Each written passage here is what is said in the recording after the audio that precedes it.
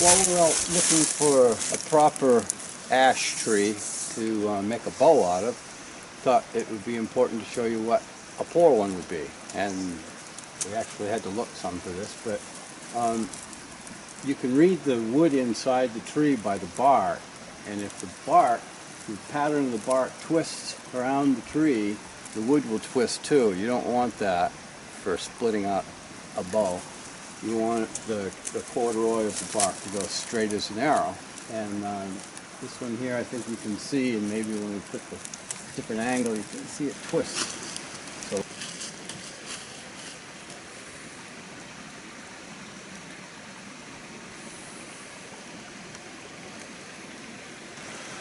yeah, like Brian was pointing out, if you look, the grain just does a... It's hard to really see it if you're not looking at the tree, but it does this. The green actually does this all the way up.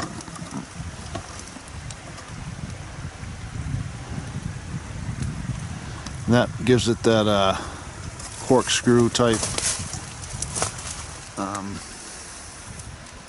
grain that you don't want. this is a white ash tree that's kind of unusual since it's got these, it's referred to as cat faces all over it. They might be young burls or what, but that would probably, the formation of the grain would probably go right to the core with some swirly pattern. Yeah. So that would render it useless for like straight shaft tools and axes and all that stuff. Yeah. But I mean, I bet it would split hard like ash was known not to. right. It would probably. It gets better as it goes up. Yeah. I don't know what could have caused it. It might just be a genetic thing, but That's why you love ash for that, is because it's that long straight grain for like baseball bats and canes and bows. yes. But Yeah. this when you see this, that means that that grain is not going to work for you because it's all almost like somebody took some. What causes that?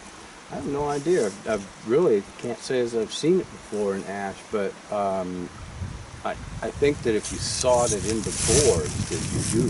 Oh, grain-wise. Yeah. What do we have here? It looks like some sort of Indian workshop. Well, sort of. It's mine. But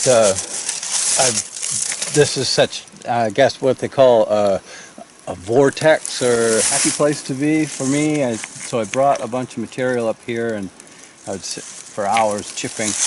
And we have a variety of stone here. This is obsidian from the Rocky Mountains, chert from Kentucky.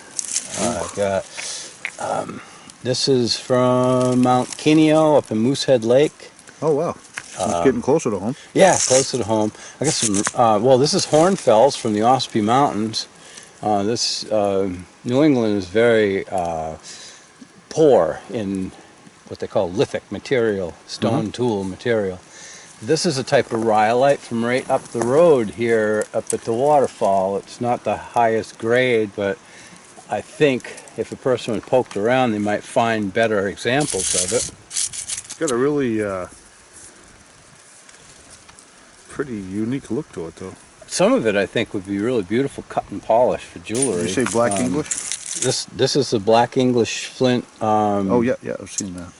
Yeah, with the chalk cortex on the, and this comes from the Coxsackie flint mines in Hudson River Valley near Troy. It's New York.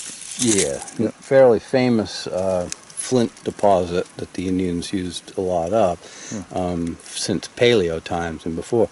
Over there's a bigger piece of it. Unfortunately, it was a surface find, and when you find material like this on the surface, that means that however many thousands of years it sat there, it was subjected to every fire and freezing and all these different elements, and you get, as you can see, a lot of fracture, and it renders it fairly useless unless you dig down deep and get some... But it's funny because most people would just step over this and not even think about it, but that's actually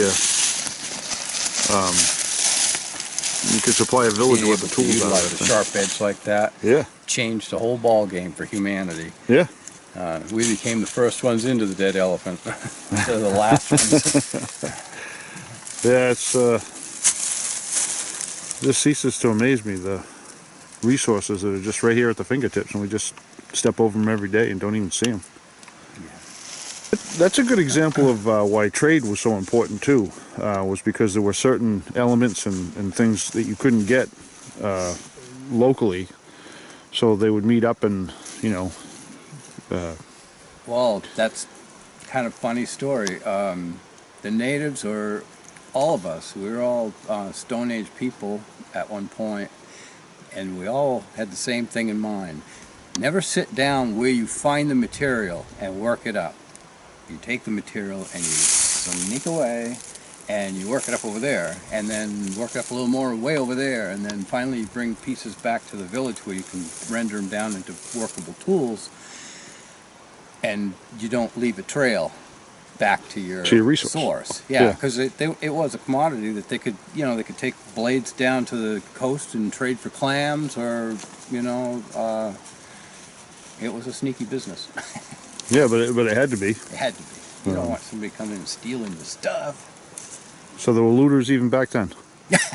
Who were the humans back then?